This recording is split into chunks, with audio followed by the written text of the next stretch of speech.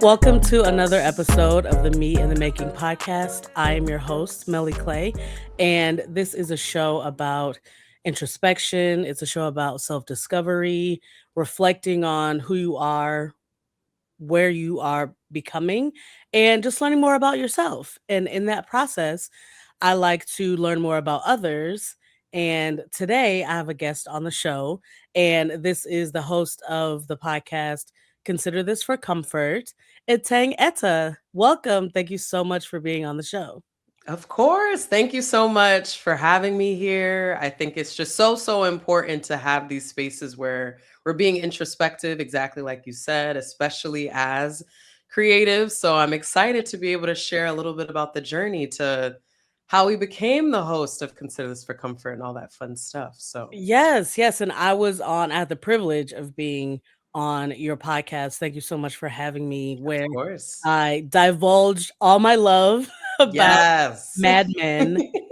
And if you have not already listened to this, please go to your podcast app, subscribe to Consider This for Comfort, search for Mad Men, and probably search for a lot of other comfort shows that you have yourself you can find, because Atang has already probably covered it.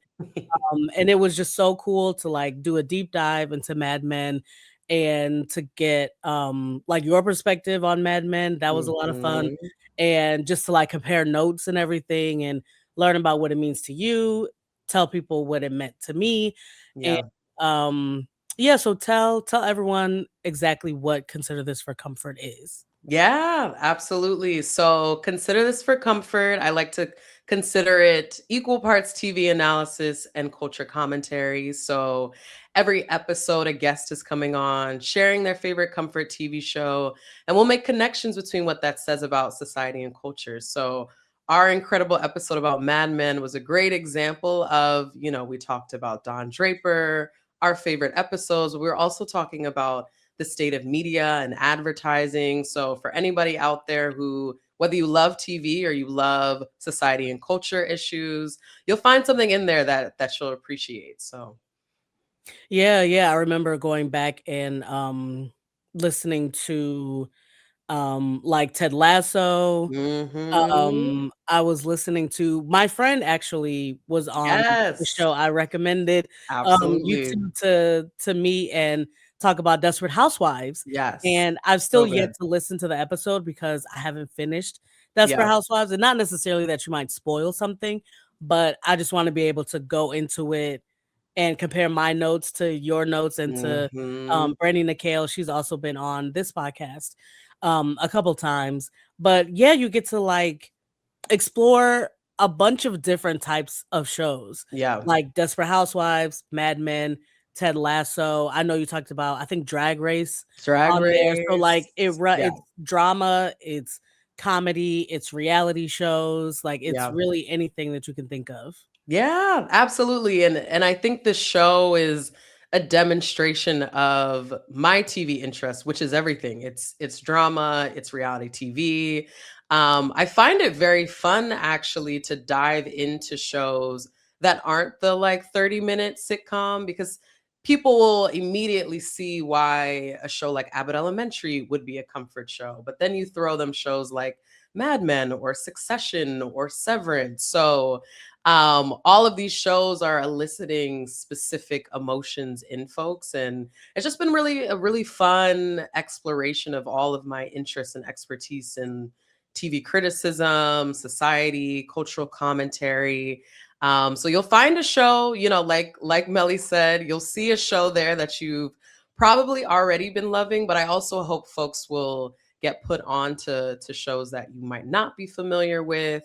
I definitely have a mix of both currently running as well as past shows, and very open to any recommendations or suggestions. If you're not seeing your show on there, definitely want to hear from you. And I'll also add that if you love the podcast, I also write a companion newsletter called Eteng's Edit.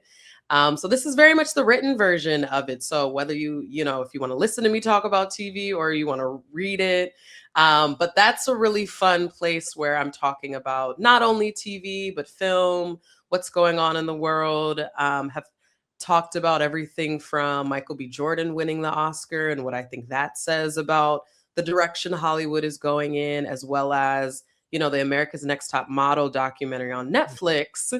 How do we kind of wrestle with, that was a show I loved growing up. And then obviously we see this documentary where there was tons of, things happening in the background. And so how do we kind of reconcile some of our favorite shows? There was abuse and manipulation and, other things happening behind the scenes. So yeah, it's a nice spread of all of my interests. So you can subscribe to that at etengettah.com. So that's ETENGETTAH.com. Awesome, and I will definitely have all those links in the show notes. Perfect. So you've like expressed a lot of interest and passion into TV, movies, just everything that's behind it as well. How did you get interested? Like what is your origin story when it comes to why you love TV Hmm. so much? Yeah, yeah. It's funny because I feel like pop culture has always been more than just an interest. I feel like it is very much in my DNA. So when I think about the ways that I grew up, my brother and I shared a room and we shared a TV for like the first couple years. And we watched everything, and it was a TV that didn't have cable. So, we're watching everything from daytime television, all the judge shows, all the way down to like late night TV. I love Conan O'Brien. And so, being 8 and loving Conan O'Brien is definitely interesting. Watched watched Yeah. which to this day, I don't know how well versed everyone is on the drama around like he was supposed to get the Tonight Show. I was very locked into that because I was Especially growing as up. 8. At 8 Right, years old, right. you're like, I was like, "Good to no, know this we ride for Conan." right, right. I'm like, finally, Jay Leno is like, we gotta pass the baton. And so yeah, I was immersed in all of that drama. But also was watching PBS, Disney Channel and Nickelodeon Saturday mornings would show their shows on cable TV, or excuse me, on like basic TV.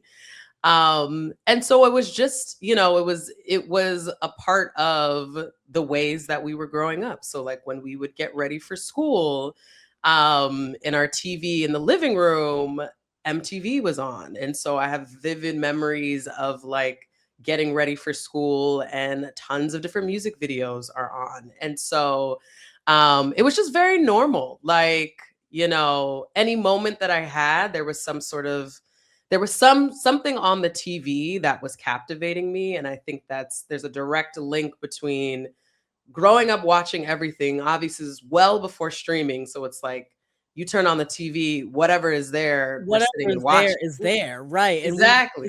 we didn't have a lot of options, especially if you didn't have Nope. cable, or maybe you had limited cable, basic Hmm. cable. Like, growing up in the '80s and the '90s, that was kind of all that you had, so you Yeah. work and your interests were like, you were able to find something interesting about whatever happened to be on TV. Exactly. Exactly. So Frasier was on Oh, all the way to like my family was an American Idol family. So that was also another element to it. It was very communal. So, the TV in the living room had all of the channels. And, I think my parents did this on purpose of like, we can keep an eye on what you're watching. But so much of, my love of reality TV started from being a kid and watching American Idol, and was definitely like, I remember calling in and voting for Kelly Clarkson. Like the uh, core memory. yes, And yes. isn't it crazy that the first winner of American Idol is the best The winner of best. American Idol? Like, they literally could have stopped, I mean, Right. Jennifer Hudson, Fantasia, everyone, but just, like, The first one, they struck The gold. first He struck one, gold in Struggle. season 1. But yeah, so Absolutely. you watching everything, I do wanna ask you a question about this Yeah, because I please. spoke about it in season 3 about, like, where's our monoculture? And for Mhm. you growing up, really, like, watching what everyone else was watching, Yeah. how would you compare what is happening nowadays where we don't really have the monoculture? Are you excited about that? Like, does it make you nostalgic for the past? Like, what are your thoughts on the Mhm. monoculture and the lack thereof? Yeah. I mean, it's a double-edged sword. So on the one hand, the thing that I appreciate about, all of the streaming services is that there's a lot more real estate for more stories. So like the more stories that we can have, the better. So I'm always like, whether you can get your show on Netflix or whether you're getting your show on like Tubi. Like I'm starting to now read up a little bit more on like the Tubis and the Plutos where like folks are, it's a little bit more accessible to be able to get some of these indie shows and films there. So I think that's amazing that, more people have access to more platforms. um, I think what's tricky about it is I've always seen TV and pop culture as communal things, right? Something doesn't rise to the zeitgeist it's not able to become pop culture if we don't have a lot of people talking about it, being captivated about it, whether you like it or not. Um, and so I also feel like the shows or elements that are captivating the people gives us really great insight into what folks value. So I think maybe the closest to something currently airing could be Euphoria, where I personally am not liking this season at all. It feels like a chore to watch, but whether I like it or not, tons of, millions of people are tuning in. And so, what are the messages that they are getting from this show? And, like, what does that say about what people value and what feels more possible? So, I do feel like we lose out on, having a sense of what those like media messages that we're all getting are. And I also think, I also love all types of music as well. I think about when you have a little bit more of a monoculture, there feels like a little bit more of an opportunity to learn more about the craft, learn more about the history of what came before it. When you don't have a monoculture, I think you kind of miss some of that historical context that I think is really important. And so I think that's kind of why, maybe millennials and older, we have the shows that we grew up on, but we can also appreciate and know about like the Jeffersons. Like I had an episode on Consider This for Comfort where we're talking about Fresh Prince. Amazing, phenomenal show. We love it. And we also know it comes in a legacy of Black classic shows before it. And so I wonder, what are we losing when we have this segmented media landscape and we're also cut off from like the opportunity for a shared history and some of that context. So pros and cons, but I'm mostly concerned. If I had to choose an avenue, I'd say that's not my favorite thing that we've lost that. Mhm, mhm. I love that answer. Like, very, very well thought and well said. And if people want to hear my thoughts on it, definitely go back and watch that episode. Where's Mhm. our monoculture in season 3? And they echo some of the things that you were saying. Because yeah, like we're not able to speak to each other as fluently when it comes to discussing media. And like you Mhm. said, we're not getting a lot of the same messages, which like good thing and bad thing, sometimes you don't want to get the same messages if it's something that is making us feel poorly about ourselves or Mhm. there's not the representation that we might need, etc. Like there's so many different things that it's great that we have a lot of different shows to tap into. But then we do end up missing something when it comes to like how do we engage with each other Yeah. based off Yeah. of like what we're talking about in our pop culture. Yeah. I mean, yeah, we lose some of this the shared language and like the grounding, our views of reality are very, very different. I think about my brother is 4 years older than me. But while there is a distinction in terms of like, when he went to high school and college at a different time than I did, we still have the same references and we still grew up with the same things. And so there's a way that pop culture gives us the ability to relate to one another, whereas like the distance between me and my brother is much shorter, whereas I think the distance between me and maybe a 14-year-old boy is like drastically different. Where it's like I don't even know like Bluey. I think Common that's like ground, yeah. like Yeah, what it's would I harder to even find say? Yeah. yeah, harder to find that common ground between someone who maybe is 10 years younger than you are. Mhm. It's harder to know, like, okay, what do I say? Like, if you have a young cousin or something, it's Right. like, Right. "Do you know how to read yet?" Like, I don't know what y'all are talking about No, for real. nowadays, and yeah, like, to kinda have that multi-generational Mhm. conversation, we kinda don't have that anymore. Like, I know that there are a lot of '90s kids who grew up watching stories with their grandma, but, like, Mhm. nowadays, what does that even Yeah, look like? exactly. Exactly that. Super spot on. Yeah, yeah. So you mentioned your older brother. Do you have any other siblings who also, like, share that love of media? So it's just the two of us. Nice. Yeah, and it's Tight-knit group. yes, very tight knit group. He also rides for Conan. So to this day, Same, I do as well. I yes. was in college when that was happening, and I Oof. could not it was shocking to me that he did not actually get the job legitimately for real. Right, Like, "Wait a minute. right, right. How how can y'all do this?" It was Exactly. odd. Exactly. Yeah, but yeah, I mean to this day like I have very fond memories of us sitting on the couch and like watching SpongeBob for the first time and so like we'll trade jokes back and forth around that.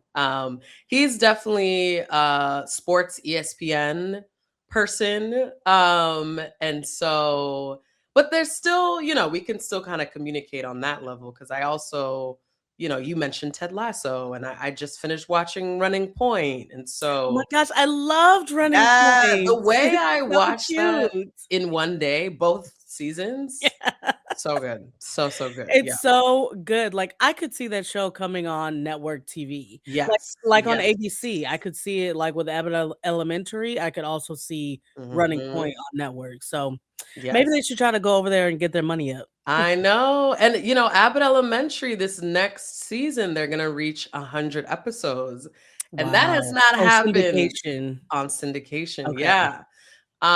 So the fact that that is so rare, whereas like back in the day, they'd always, I have this image of them having this cake that had 100 written on it, and like, so what, we don't even have we have more stories, but we have shorter stories because so many shows, Running Point exactly, Running Point should have be able to have the opportunity to have 100 episodes. It's great. But that being such a rare thing is really, really disappointing.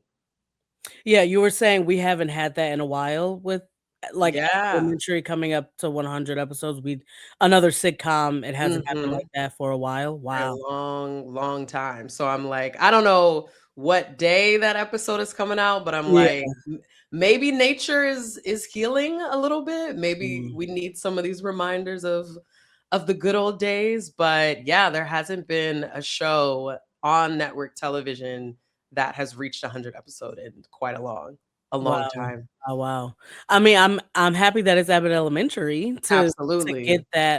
get that milestone, like, Yeah. congratulations to Quinta, as if she's gonna hear this. Maybe she will. Congratulations to you, Quinta, and everything that you're doing. Yes. She even said, there was an article recently where she was like, people will say, "Oh, they don't know what they're doing," but, like, I know what I was doing. I I know what saw I've that. been working towards, so Mhm. give me my flowers, give me my props. Absolutely. Um, and speaking of that, like, your love for media and writing and communicating on your podcast, like, was that something that you had always kind of dreamed of as a child? It's interesting because as I was like preparing for this episode, I was like thinking about all the different steps and how we got here. And so, I think in a way it's not surprising that I ended up in this situation. So like when I was growing up, um in addition to watching tons of different TVs, we were going to the movies all the time. We were a family that was going to programming at the library, and so was reading tons of books. So was consuming all types of media. In addition to having just a variety of different experience from like playing all types of sports. I was in musical theater. I was the star of a school play at a point. I think the idea or having the experience of being able to explore a variety of different interests just for the sake of doing it. It wasn't necessarily like, for instance, I played the trumpet. It wasn't like, okay, are you gonna try to become a professional trumpist or, something like that. So um but when I think about my journey here, I recently was back home and was kind of going through some old like school assignments and was reading this one assignment. And maybe I was in like seventh or eighth grade. And the question definitely was something of the effect of like, what do you want to be when you grow up? And I, when I read what I had written, I wasn't like, I want to be a broadcaster. It wasn't that. It was, I want to do something. And I didn't use the word intersection, but at the intersection of entertainment and social impact. And so I'm Wow. like, shout out to 12-year-old Eteng for having that foresight of like, I know these two things are very important to me. And I would like to build some sort of career around that. And so from then I had the pleasure of going to this journalism and media camp. So I grew up with a lot of people saying, you have a really great voice. You should be on the radio. You should, be a broadcaster. So I do this journalism media camp. This is the summer before my senior year of high school. So maybe 16-ish. Um, because I'm like, oh, everyone's saying that journalism would be the route that you should go down. So I go to this camp. Great camp. Shout out to George Mason University. I didn't go there, but like the program was super well done. Great crash course in all things journalism. At the end of that program, though, I did come to the conclusion that I did not want to be a journalist. And a lot of it was because I didn't, I was like, I only want to be talking about things that I'm passionate about, that I care about, that I'm invested in. And while back then journalists have their different beats, and maybe my beat would have been, arts and entertainment or pop culture or something like that, I just couldn't get over the idea that I would be given an assignment to like go review a play that I'm just like not into. Um, so that was the moment where I was like, I don't want to be a journalist, but I do love comms and media. And so that's how I decided to major in that. So I got my degree in communications at Cornell, and their program is very multidisciplinary or interdisciplinary in the way that like a lot of, at least back in the day, I don't know what's happening in college right now, but a lot of the comms programs that I was looking at when I was choosing between colleges, very much journalism. Like you are coming here to learn how to be a journalist. This program at Cornell was like, you have different concentrations. So my concentration was called social influence. So, how does communications and media make changes on a societal level? So, again, shout out to Baby Atang for having that foresight of Wow, like, did you choose that program at Cornell because it had those, aspects? yeah, I liked that it seemed like they were like, we're gonna introduce you to more pathways other than journalism. So Oh, I great. liked that they were like, you can love comms and media. There are tons of other things you can do with that. And so as somebody who, wants to consume as many things as possible, was doing a lot of different activities. It was great of like, I feel like every step in the journey, I was like, let's get more insight. Let's get more data. We're not necessarily making the choice, but I was like, I love media and I am very aware of the ways that it's positively impacted me and how it impacts how people, dream and imagine and what's possible. And so I was like, this seems like something that's really cool. It's aligned to my interests. Let's give it a whirl. And I like that at no point was I like, you need to figure out your career. Like you have the interest, you need to immediately figure out what the career is. Because there is a freedom that I've liked that I've of being able to, we're exploring our interests and like you will get that insight by just exploring and not putting too much pressure on, okay, how are you eventually gonna pay some bills with this? So the program was great. We took so many media studies classes. We're studying commercials of like, here's how this 20-second commercial could convince you to buy this laundry. But we're also taking classes around like sociology. So like in I order was just about to say, it sounds like yes, you also got a sociology degree as well. yes. Shout out to sociology. If there weren't so many Fascinating discipline. So fascinating. I kind of want to find my old syllabi to be like, I want to like read, I want to reread Mhm. these books. And if there weren't people, in the ear being like, what are you going to do with a sociology degree? I think I would have done a double major because I to this day obsessed, absolutely obsessed. But so love that they were like, okay, if you're going to be a good communicator, if you're going to be creating media that's going to be making some sort of societal impact, you have to know what people think, what they value, how do people form their values and things like that. And so loved all of that. Then also during college, I was very involved with student activism. And so then I graduate college and again this intersection of communications, media and social impact shows up in my first full-time job. I worked at a social change PR agency where every single client was trying to do some sort of social good. So I've worked for nonprofits, corporate social responsibility, foundations. And again, another really great experience of, I worked on so many different issues from women's global health to domestic education issues, to universal childcare. Um, and so also have the opportunity to do everything from rebrand processes to pitching media and talking to journalists. And this was also at the time where a lot of companies and organizations were like, oh, we need to get on social media. So was the person who was like, okay, here's what Twitter is to different clients and being like, this is how you need to tweet and things like that. So I felt like this kind of intersection has looked very different. And then now currently run the marketing at a media advocacy nonprofit. So again, this, that through line of like media is so important. I have tons of thoughts on like the state of media and my concerns around that. But I think what ultimately led me to where I'm at now, where writing, podcasting about TV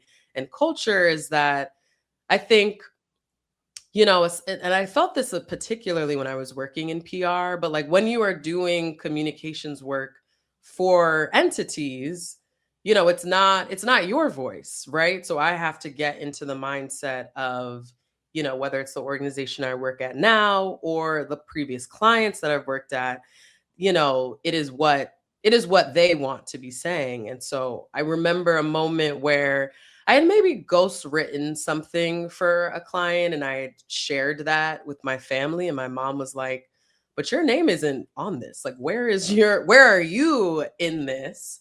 And I think that brings me to where I'm at today, where I was like, yeah, I'm in a particular chapter where it feels really important to be sharing my voice and, what I believe in and in my perspectives. And so it's just been really, really rewarding to create these platforms where I can do that. I think for some time, I maybe was like waiting for an opportunity to fall into my lap where I could talk about TV in society. And so I'm like, oh, well, actually you can just create that. You don't necessarily have to wait for, a full-time role or something like that where you can do those things. So, Yeah, yeah, you can definitely do it on your own as you have been mhm. doing.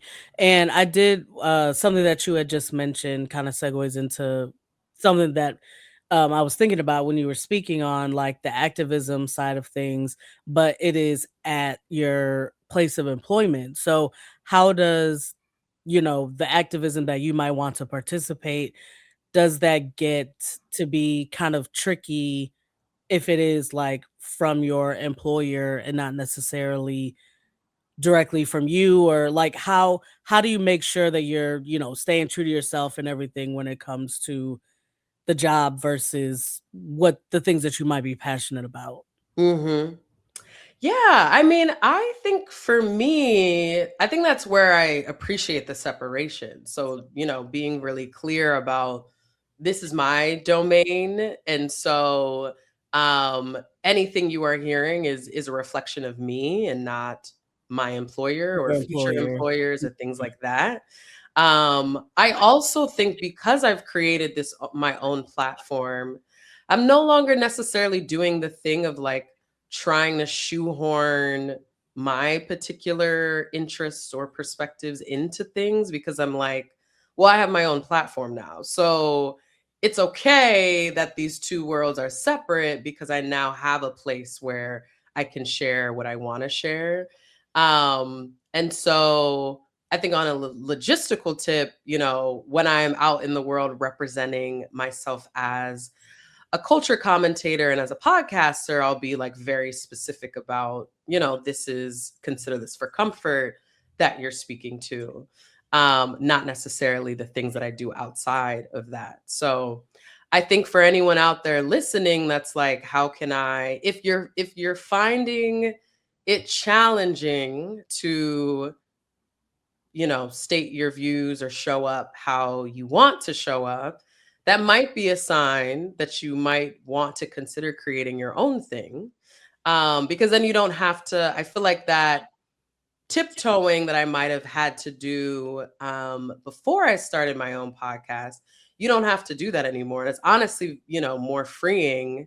And feels a little easier to be like, it is very clear what this is and who I am versus, either holding back from what you want to say or not being able to talk about certain topics. Like there isn't, on my podcast, I think about some of the quote unquote taboo topics where we've mentioned abortion, we've mentioned other things, and I'm grateful that I have worked for places where like abortion is not a bad word, for example.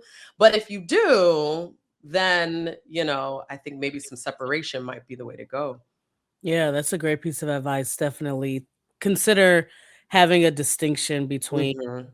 where your day job paycheck is coming from and how you choose to voice what you think and what you believe in, what you're passionate about. Um, Hmm. and I do wanna affirm you having a great voice, like you had mentioned Thank before. you. Yes, so we actually met at the Afros and Audio Podcast Festival, Hmm. last year, and I remember, talking to you, and I was like, "Wow, she's got a great voice." No wonder Thank she's you. at this podcast festival, like, no wonder. Even if Hmm. you were talking about paint drying, I was gonna subscribe. So, yes, Thank definitely have you. a strong, like, calming, commanding voice. Um, and, like, do you think that has that helped your confidence when it comes to expressing your ideas? Yeah, I mean, I think well, one, yeah, I appreciate the compliments. It's a great one because I'm like, well, you get the voice that you got, and it's obviously very important. So it's yeah, I'm always very touched by that compliment in particular.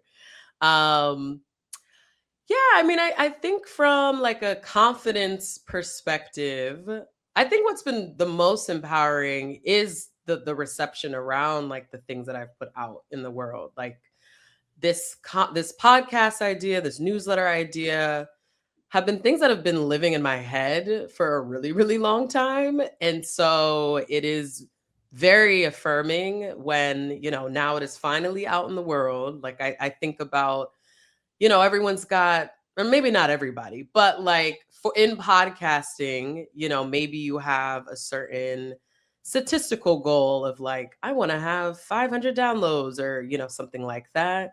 For me in season one, and even with the newsletter, I was like, well, we'll know it's a success if it's out in the world. So there is no getting to 500, 1,000, 10K downloads if it's still living in your head. And so I think the reception has been really, really incredible. It has been a great confidence boost. Because I've always thought it was a great idea. And so it is nice that other people think it is too. And there's something really cool about, when I think back to baby Eteng and, reading that assignment where I was like, oh, it's clear that, as a kid, I was somebody who wanted to be somebody and wanted to make an impact. And so it's really exciting. And honestly, is the thing that keeps me going because as we both know, the trenches of editing episodes and you put so much work into it and you put the reel on Instagram and maybe only two people like it, but it's really affirming to get some of that reception of like, keep going, we need this, we want more of this, and I'll never run out of things to say. So I love that I have the container to be like, all right, I hope to be like Quinta and to get to 100 episodes. So yeah. Yeah, yeah, that is a great goal to have. And like you're saying, giving that piece of advice of like, if you'll never get people to engage with your idea if it only lives in your head. Hmm. So just do it. Yes. I was speaking with another guest and she was saying the same thing. It was Dr. Tawana and she was like, just do Mm, it. Like literally. do the things. And that's kind of been a through line for a lot of my guests who have Hmm. understood that it's something that they knew that they needed to do, so they did Hmm. it, and maybe it wasn't exactly how they thought that it was going to be in their mind, like how they expected it to be, but they've been able to get it to a place where they are enjoying what it is that they're doing because Hmm. they were like, "I just had to take the step to do Yes. it," and then you can recalibrate, as you're kinda going through it.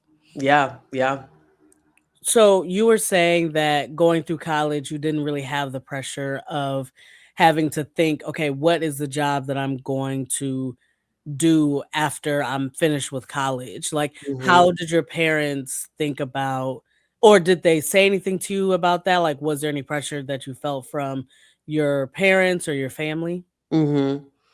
Yeah, I mean, I feel grateful that I didn't feel any pressure from them. They honestly, when I was deciding what I wanted to major in, they were like, obviously this is a big investment. And so we want to make sure that you are going for something that you actually like. If you're going to take out student loans, you might as well do it for something that you are interested in. So that was, the foundational advice that I was getting from them of like, make sure it is something that you truly want and make sure you're not making that choice based off of other outside influences. The only time I ever felt pressure, and it wasn't like a pressure to the extent of like, oh, wait, now I need to like change, directions. But honestly, on campus, like and I have many really great friends from college. So none of them, if y'all are listening to this, They're but like, me? they're like, Like wait, me? Drewski, me? Right, me? How did I get in it? Not any of y'all. Y'all are great.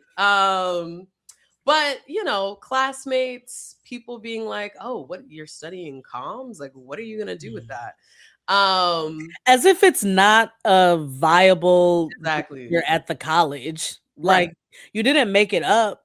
Right. There are plenty Right. of other people doing the same thing. Doing the same thing. Yeah. And I think because and it's a little bit of a stereotype about the Ivy Leagues, but like engineering, STEM in particular, when I was on campus was king. And so, it was often people in engineering or, those fields that were like, I can't even conceptualize what you would do with this like arts and humanities degree. And I'm like, well, if you don't have the range, that's not on me. Like that is a you thing. If all you can do is this math equation, I can do that, but I also know about the world, all of that stuff. So, Right, and they also don't want you as competition. Like, "You want me to right, join your major? You want more right. competition?" Like, Exactly, because what's the issue here? right, because trust, if I wanted to be a mathematician,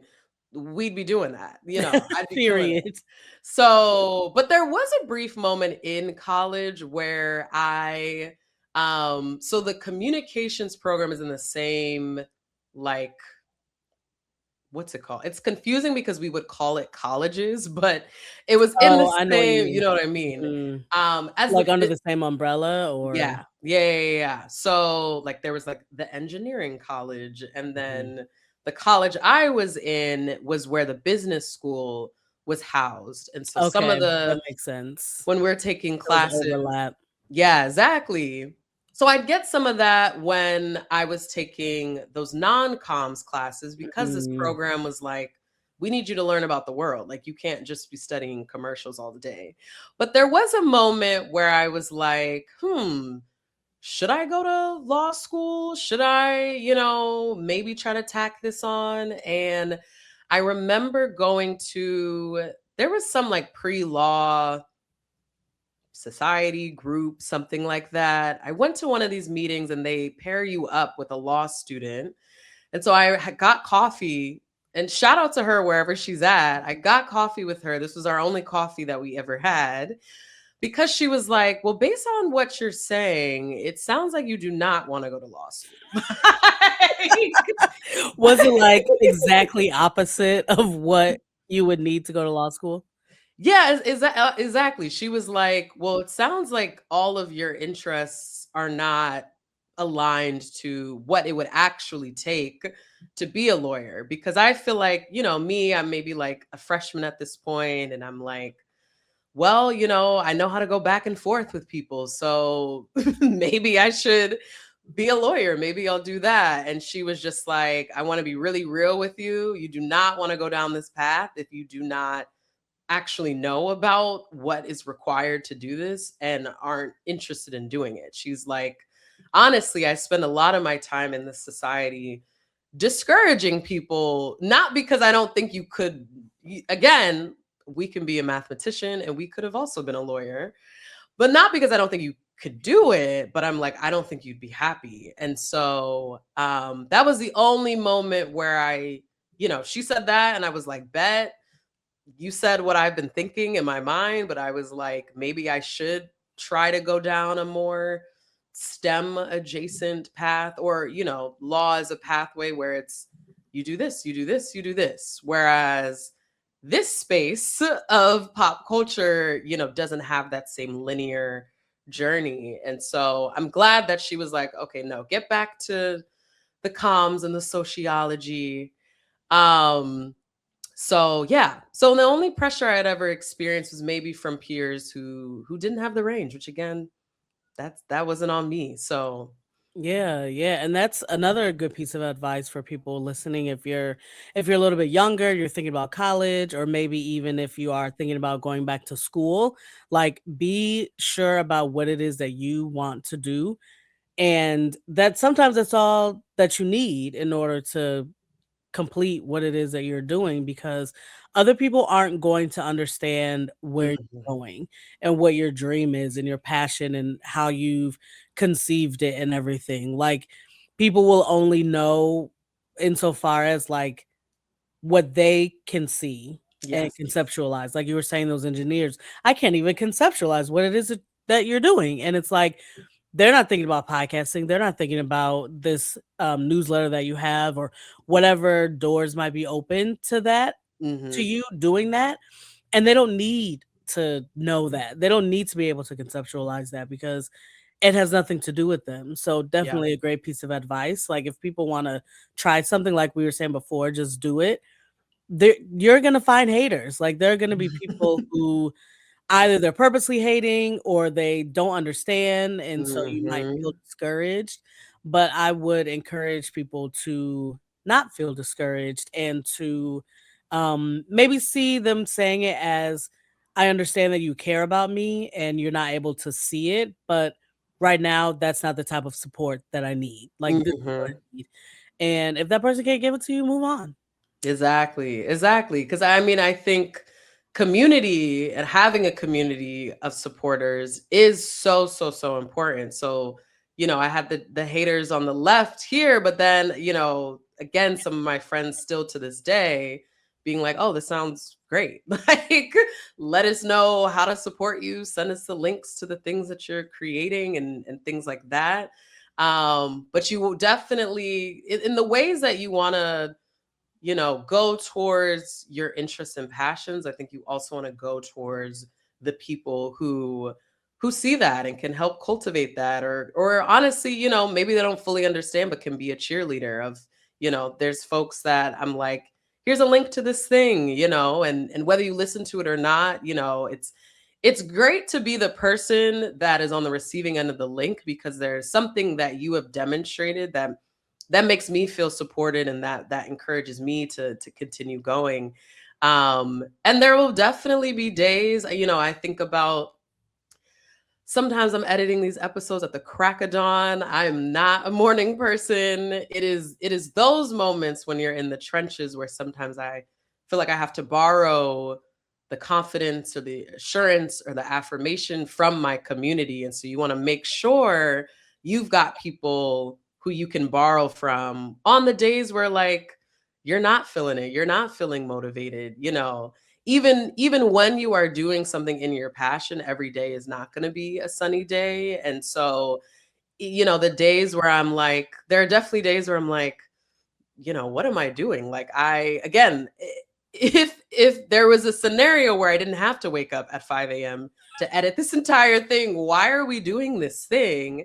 But I can look to the people who support me and be like, okay, these folks, I'm gonna borrow some of that energy from them as I'm like half asleep editing episodes that people still love, which is great. So yeah, yeah, having people in your corner is so, so important.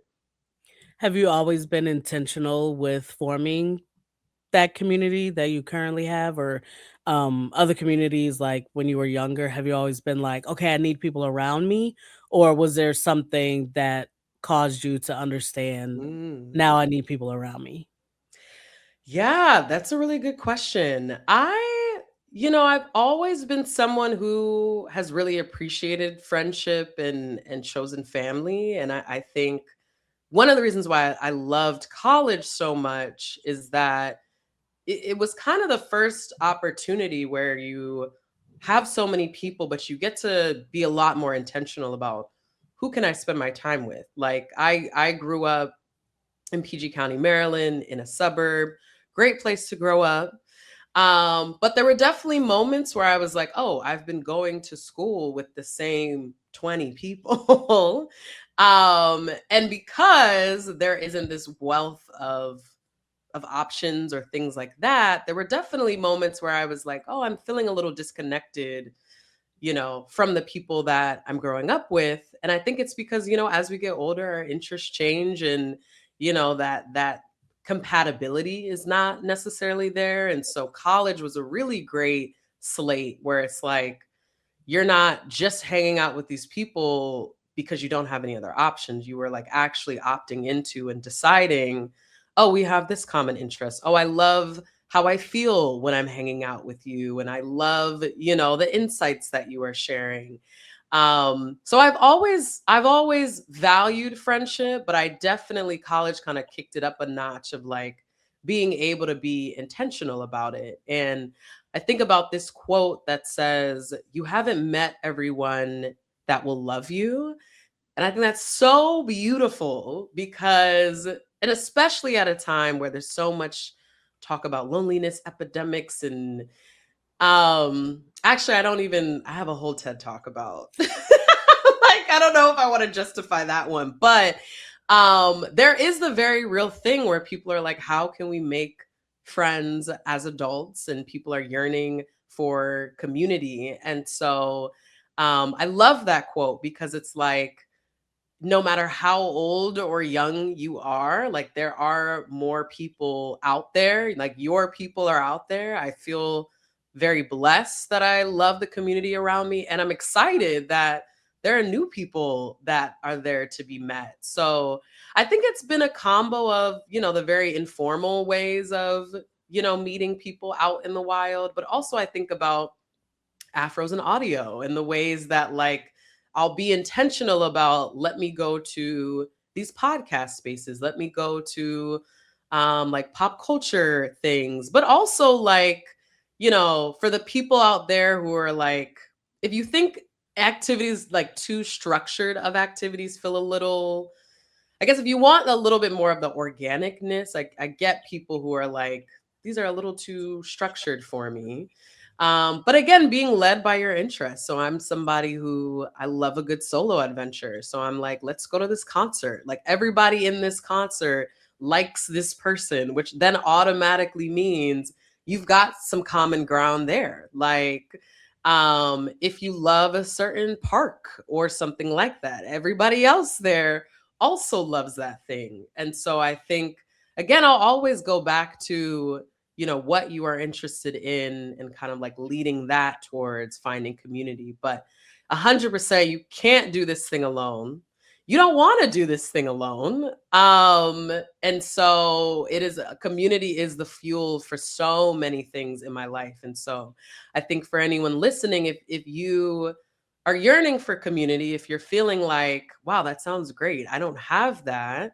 I don't want anyone to think that it's too late. You are not too late. And I think every morning you wake up is an opportunity to pivot, to change, to meet somebody new. And so it will require you to put yourself out there. I am a very extroverted person, so that I don't necessarily have to push myself in that same way, but it is worth it. So you Yes. do not want to do this alone. Yes, very rewarding because Hmm. even if you get quote unquote rejected, that's just another step closer to you finding the people who will accept you, who understand you. You Exactly. get to kind of like eliminate that opportunity and then you continue going because someone is out there for everyone. Um, Hmm. and common interest, I think, is a really great way to look for community. Like maybe you go to a pottery class, or you can go to a pickleball class, or something like that. Do they have pickleball classes?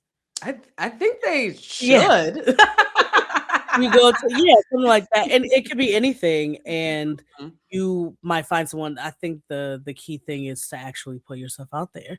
So, Mhm. that is another gem, especially for people listening if you're in your 20s and 30s. Um, like, if you're not in school and you're not, like, surrounded by people where it's automatically, you're gonna talk to this person, they're in your class. I Mhm. think that, like, yeah, if you're looking for friends, if you're looking for support, go ahead and put yourself out there. Um This is something that I've been asking all of my guests in season 4. Yeah. What is something that if your 20-year-old self could see you now, what would amaze her? Oh, all of these questions have been, this is just such a warm hug of a conversation. Oh, good. I feel the Oh, same way. Oh my yes. gosh, and now I have sirens, Yeah, I hear that. crazy sirens outside. I'm living in a city, what are you gonna do? Oh, yeah. I'm actually shocked that a siren, as I manifest one soon, Right. has not passed by during this whole episode.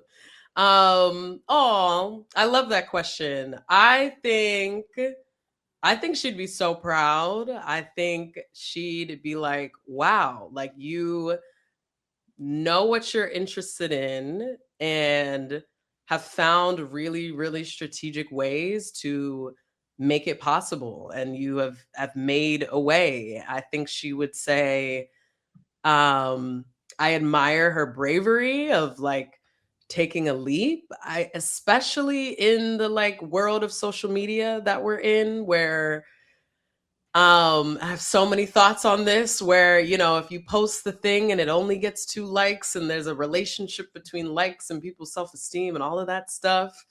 Um, you're still putting yourself out there. You're still, I believe that there's an audience in the same way that there's a community for you. It's there. So I think she'd be like really proud of like, wow, you're being brave and you're taking leaps.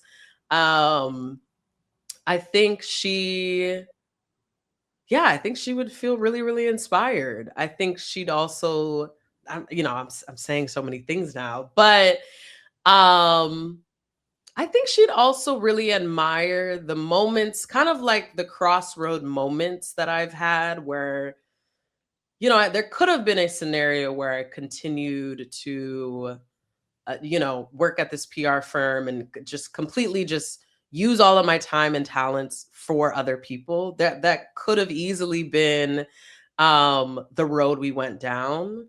But still, you bet on yourself. I think she'd be really amazed at all the different moments where you bet on yourself, whether you knew how it would work out or not. And I think she'd be like, "That's really cool that you stuck with that and have remixed what this has looked like, but you've stayed true to what you are interested in." I love that. That is great. What a great answer. Baby, well, I guess 20 years old is not baby, but that's how Right, I think of it.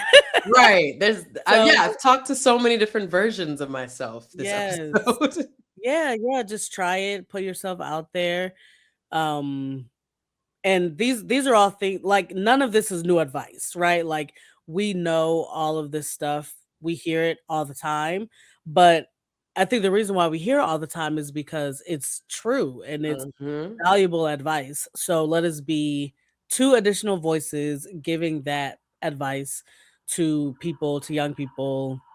They're finding that person. They're out there somewhere. So, Yes, I don't yes. know if the sirens are getting picked up in my mic, but anyway, thank you so much for being on the show.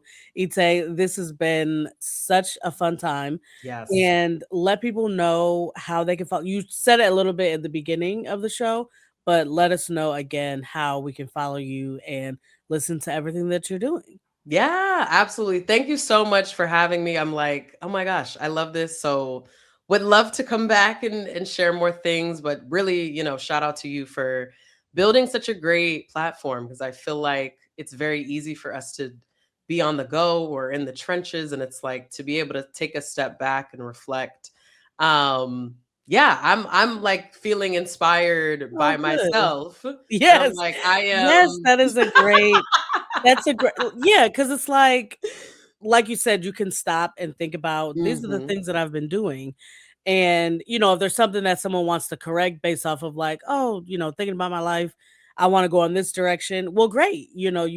I'm hoping to give people the space to like reflect on their lives and decide who they Mhm. want to become. Yes, absolutely. Killing it. For more of me, um, make sure you follow, like, subscribe, all that good stuff to Consider This for Comfort. That's available wherever you listen to podcasts.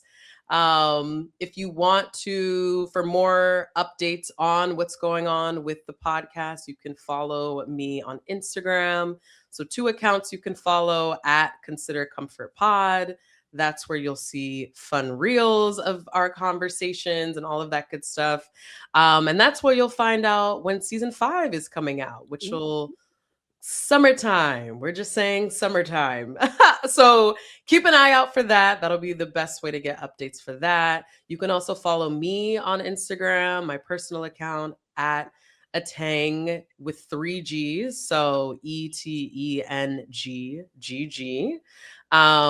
All of my TV pop culture commentary also spills into there, but you can also see all the fun things I'm doing around New York City. And then, like I mentioned before, make sure you subscribe to my newsletter. It's called Eteng's Edit. You can find that on my website, etengetta.com. So that's ETENGETTAH.com. And I love to hear from folks. So if you want to send me a DM on Instagram, You can do all of that fun stuff. Very open to folks who want to be on the show, folks who have suggestions. If you're like, what are your thoughts on the drama? Write about this. Would love any of that type of feedback and suggestions. So, yeah, that's me. Thank you. Thank you so much. And I would love to take the next hour and talk about the drama with you. I would love Yeah. to do that. But yes, Yes. please follow Eteng. Get into what she's doing. I will have the links in the show notes. So definitely go there and like click, like, subscribe. And yes, thank you again for being on the show. I so appreciate you coming on and talking about yourself, being vulnerable and opening up. Absolutely. This was super great. Thank you for having me. Yes. And once again, this is another episode of the Me in the Making podcast. Thank you. This has been another episode of the Me in the Making podcast. Please rate us 5 stars on Apple Podcasts, on Spotify. Subscribe to this YouTube channel. Subscribe wherever you get your podcasts. Tell a friend, tell a family member. We all deserve to grow and change and become our best selves, whatever that might look like to you. And please connect on Instagram at Making Me Pod, on TikTok. You can email me at meli@makingmepod.com. I would love to hear from you. Let me know if you want to be a guest on the show. And yeah, I'm just having such a great time. I'm so happy to have been able to launch this video episode for you all, and come again. Bye.